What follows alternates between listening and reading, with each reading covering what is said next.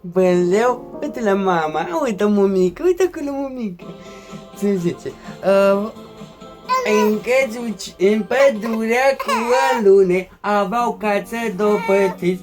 Și vine vulpea și spune, vreau să stau și eu aici. Băleu, băleu, băleu și băleleu. Cred că tu ai făcut un caca, de-asta faci o panoramă. Te duce tata să te schimbe fata la cur. Ah! Fetița lui tata, fetița lui tata. Uite mama acolo, uite mama. Haide, mamica. Ia să vedem noi. Ce avem noi aici? Dar n-avem caca, tăticule. Atât de să faci panorama, a dat-o bățină, poc! Haide, bățină, poc!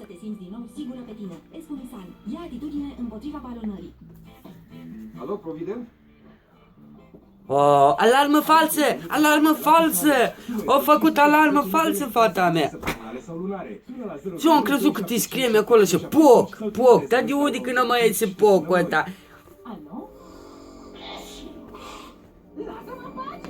Lasă-mă în place! Ce zice acolo? Lasă-mă în pace!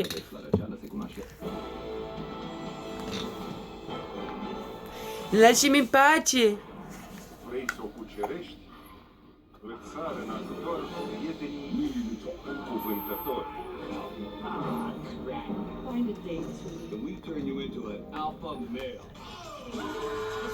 Un checiucea cu alune aveau case doi petiți. Văleu, vine vulpea și îi spune, vreau să stau și eu aici. Văleu,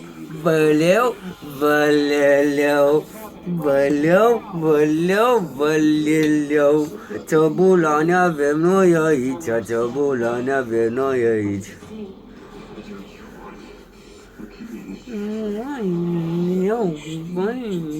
Eu.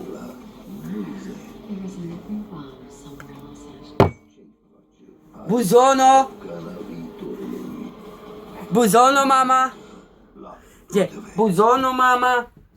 Buzono! Unde buzono? Ia uite buzono! Ata buzono! Ce ata? Uțu cu mața? Sănătate, fătucă lui tata! Fătuc! Ai, mața? Gâl! Mața? Mulțumesc până acum?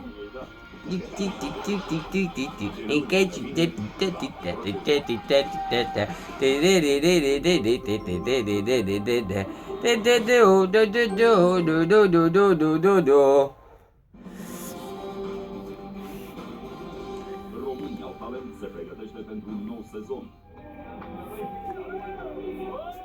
Cu un nou membru în juriu și cu noi concurenți gata să-și expună talentele în lupta pentru marele premiu, se anunță un show de senzație. Unde-o dieta? Uite geta. Unde curg filmările și Po? ce se întâmplă în Părdalu.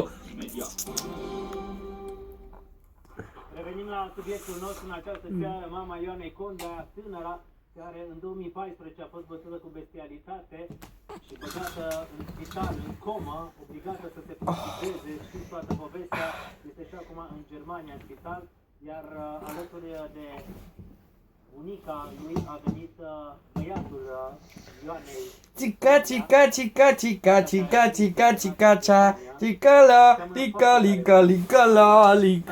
Licala. Au găsit putuloni, au găsit... Și să te lasă să lăsați-l să-și ia mașinuța lui și să meargă să joace acolo în spatele canalului de filmat. El este David, băiatul fiicei dumneavoastră, nepotul. Știu că vă străduiți să-i fie bine, faceți tot ce e posibil ca să... Dar nu mă băcă în gură, e tot e caca, bă, că ți păr aici, tăticule, ti păr. Revenim la discuție, pentru că în decembrie 2014 o echipă a emisiunii Oameni Buni a fost în Germania acolo unde se află internată Ioana, iar românii din Germania s-au mobilizat în mod exemplar și au făcut o mulțime de donații pentru Ioana, atât în bani cât și în cadouri. Vreau să vedeți acest material. În același timp vreau să spun celor de acasă că au fost mulți români care au donat de aici din țară bani pe care se pare că dumneavoastră trebuie să-i dați înapoi, pentru că fiica noastră aflată în comă în Germania, reprezentată de un avocat legal, vă cere banii din donații. Priviți materialul. De la bătaia care a băgat-o în comă, în piața orașului unde era internată Ioana s-au adunat mai mulți români cu suflet mare. Au venit încărcați cu o mulțime de cadouri pentru băiețelul Ioanei și au emoționat-o pe Gabriela Condea. Românii prezenți au ținut ca pe lângă cadouri să ajute familia Ioanei și cu bani. Românca ce a organizat această întâlnire ne-a povestit atunci că s-a mobilizat întreaga comunitate și erau așteptate și mai multe ajutoare de la și mai mulți români. Când te-ai hotărât să o ajuți pe Ioana? La 2 zile după ce am văzut articolul pe Facebook, a venit o prietenă la mine și mi-a spus dacă am auzit de acest caz. I-am spus nu, am citit decât pe internet, am mai citit o dată, am găsit numărul mamei și am sunat-o imediat pe mamă și am luat legătura cu ea. La noi mai puțin că mai mult, dar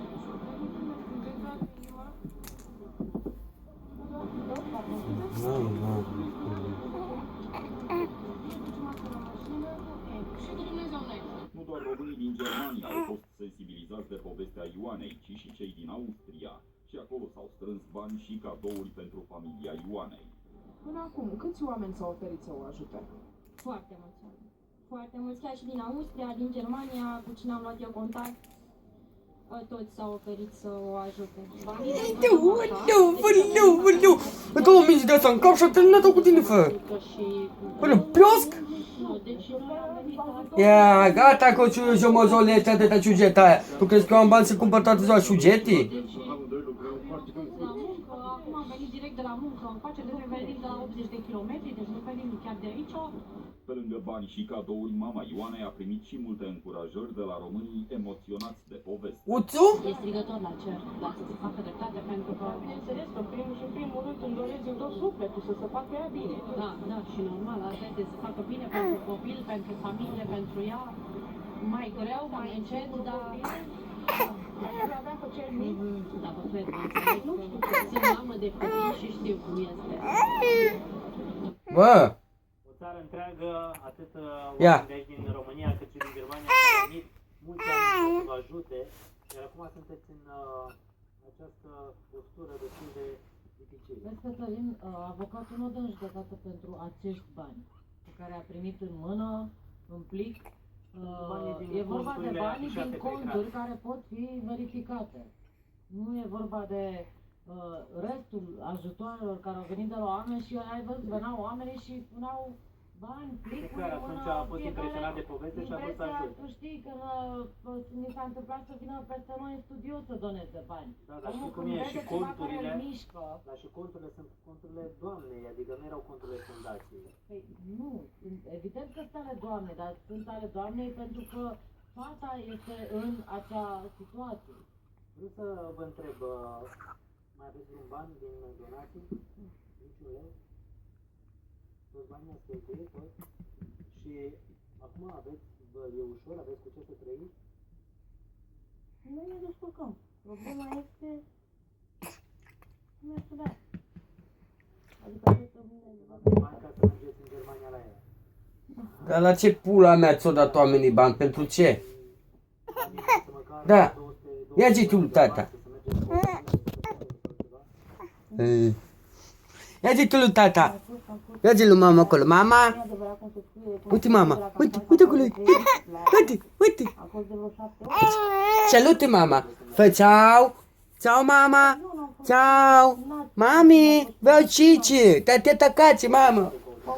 Zi. Mama. Uite acolo. Vreau cici mama. Te tacați mamica. Vreau cici. Dar nu așa că mai nu băi. Băi alună. Încă ciucea cu alune, aveau casă de pitici, văleu, încă li la la la la la la la la la la la la la la tuturu tam. Hei,